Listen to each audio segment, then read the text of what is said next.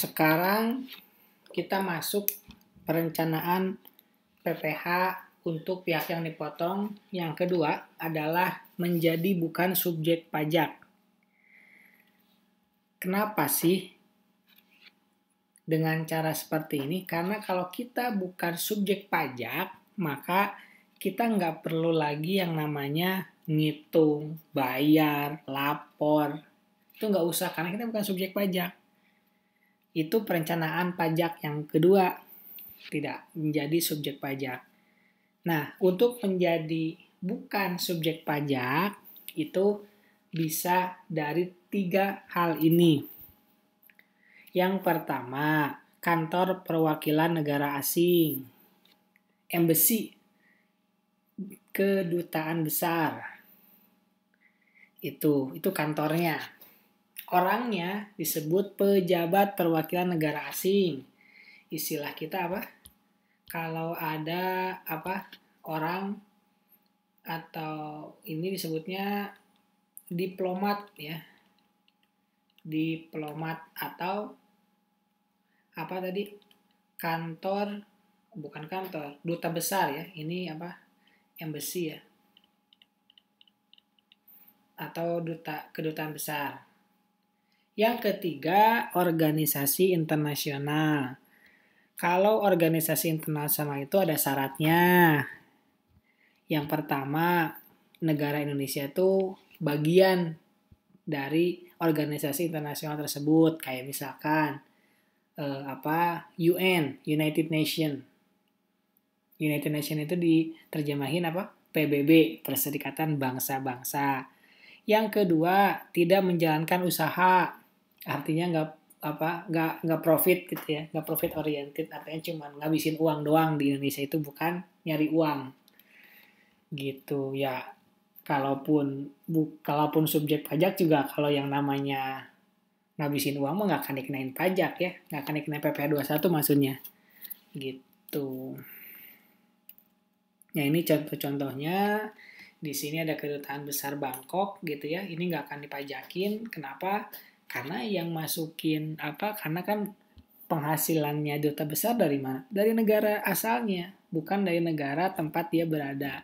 Kayak misalkan ini ada duta besar Arab yang ada di Indonesia lagi berkunjung ke kantor NU ya. Beliau ketua NU-nya gitu. Nah, beliau ini dibayar gajinya oleh si negara Arab, bukan negara Indonesia. Nah, ini yang ketiga nih, organisasi internasional ini banyak. Perserikatan Bangsa-Bangsa, ada WHO ya, sekarang lagi seru ya. Kata WHO apa? Tidak disarankan melakukan lockdown untuk sekarang. Kenapa dulu wajib lockdown, sekarang nggak boleh lockdown?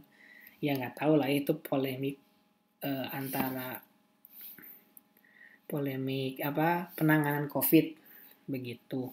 Cuman perlu diklarifikasi apakah itu orang WHO atau WHO secara resmi lembaga atau orang yang kerja di WHO atau siapa. Begitu.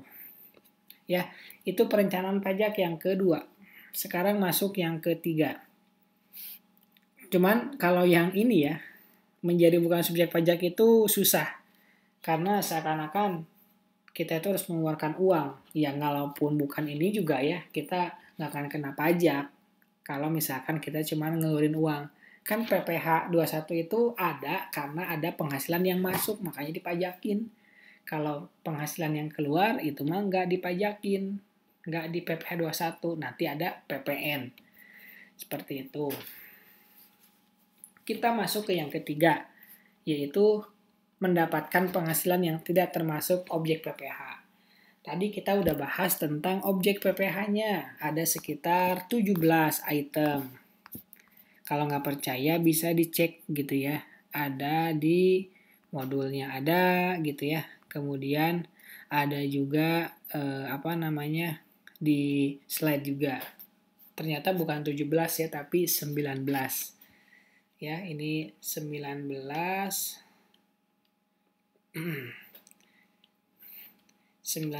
itu yang objek ya. Wah, gini Kalau ini kita yang tidak objeknya. Nah, yang tidak objeknya ada 13 ya. 13 versus 19. Kita yang harus hafal mah yang 13 aja, jangan yang 19.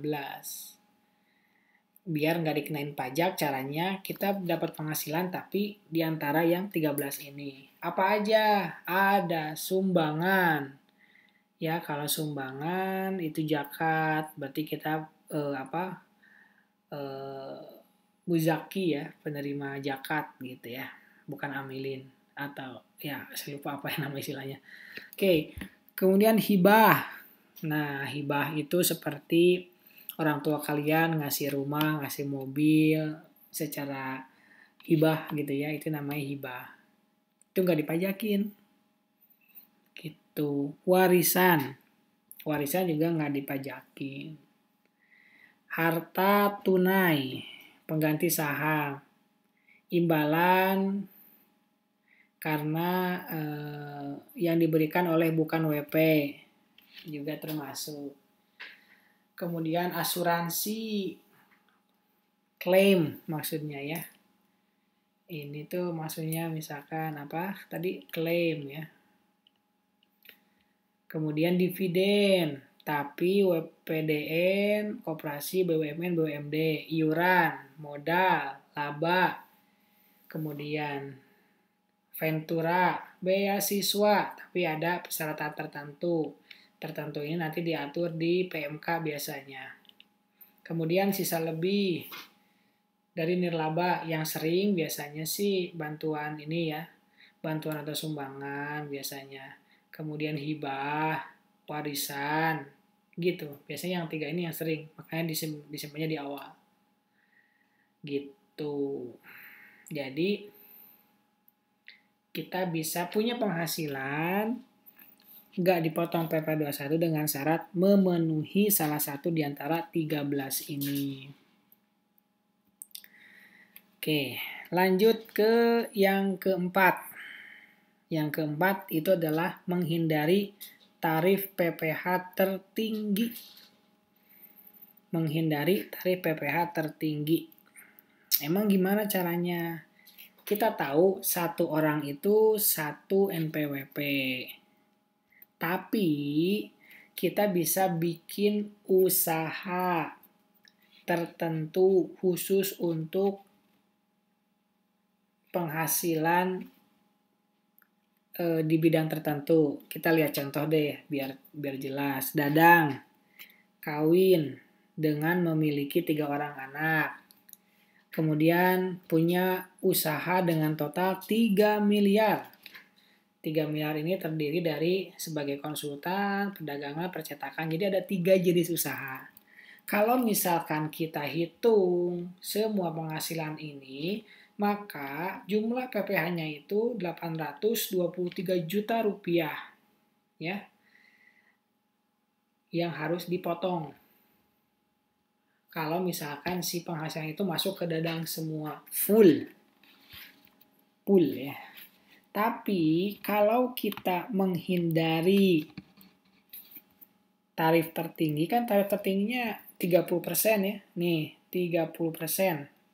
Tarif tertinggi tuh. Ini tarif paling tinggi 30%. Kita bisa hindari dengan cara memecah. Kita bisa pecah jadi 3. Ini untuk yang konsultan. Ya, ini yang untuk dagang khusus. Ini buat percetakan juga khusus. Nah, begitu. Kalau misalkan tadi harus bayar berapa? 823 juta. Kalau kita tidak pecah harus bayar 823 juta. Kalau kita pecah ya itu cuman bayar 21.700.000 ditambah 375 juta ditambah 312.500. Berapa? hitung sendiri saja ya. Mana kalkulator saya? Oke. Kita hitung. Takutnya lebih besar-besaran ini ya. 21.700 ditambah 375 ditambah 312.500. 709.200 ya. 709.200. Nah, hemat kan? 823. Jadi selisihnya 113.800 ya. Lumayan ya, 100.013.800 bisa dapat mobil lagi.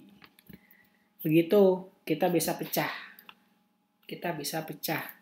Si penghasilan kita untuk, kalau bisa dipecah ya, kalau nggak bisa dipecah ya gimana lagi. Atau kita bisa bikin badan usaha. Makanya sama tuh kayak di pertemuan yang kedua kemarin. Mau perseorangan atau mau badan. Begitu. Kemudian yang berikutnya, mengubah status pajak.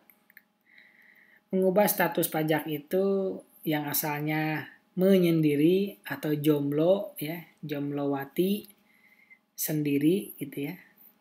Menikah nih berdua.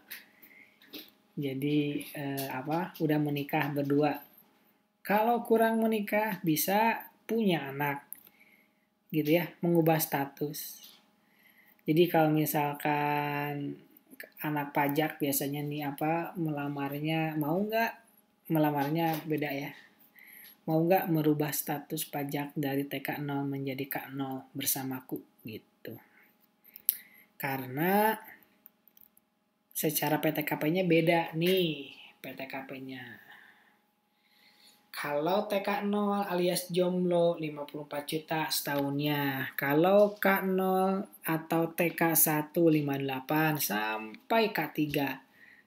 Maksudnya kawin statusnya dengan 3 orang tanggungan. Kalau butuh tambahan istri ya itu mah terserah ya. Cuman kalau di pajak hanya diakui 3 orang tanggungan dengan 1 istri. Seperti itu. Sebenarnya ini sih cuma mindahin doang ya. Asalnya kita bayar ke pajak, sekarang kita bayar atau kita kasih ke keluarga. Jadi kalau misalkan kalian para wanita gitu ya, harusnya minta ke suaminya itu minimal diberikan uang 4.500.000 ya. 4.500.000 setiap tambahan itu kan. Setiap tambahan itu 4,5 juta ya sebulan. Jadi minimal si suami itu ngasih 4.500.000 per bulan. Gitu, tapi jangan maksa juga ya. Kalau misalkan belum bisa, ya kita mulai dari nol gitu. Nanti kita bertemu bersama, jangankan 4,5 juta, 450 juta pun kan ku kasih begitu. Nah, ini perkiraan atau perhitungan, bukan perkiraan ya. Kalau misalkan kita statusnya berubah nih, yang jomblo 4.800.000. Kalau nikah 4,5. Punya anak 4,3. Kalau punya anak 2 4,1. Kalau punya anak 3 3,9. Nih paling kecil. Gitu. Paling kecil yang punya tanggungan 3. Jadi kalau secara pajak maksimal 3. Padahal program pemerintah maksimalnya 2 ya. Keluarga berencana. Nah ini kalau misalkan wajib pajaknya kawin. Penghasilan istri digabung dengan penghasilan suami. Ini PTKP-nya. Nanti cara perhitungannya udah dilakukan ya. Di mana? Di pajak 2 gitu. Kalau misalkan wajib pajaknya kawin, kemudian istrinya itu bekerja. Jadi kalau itu suami, istri, dua-duanya bekerja. Gitu. Jadi ada 2, kalau bekerja suami sama istri ada 2 kemungkinannya. Yang pertama, pisah harta. Yang kedua, gabung hartanya. Kalau gabung masuk ke sini. Kalau pisah harta nanti kayak yang WP sendiri gitu ya. Kayak belum nikah. Kalau misalkan pisah harta. Kalau pisah ranjang berarti lagi berantem. Kayak gitu ya. Kita lanjutkan di part berikutnya.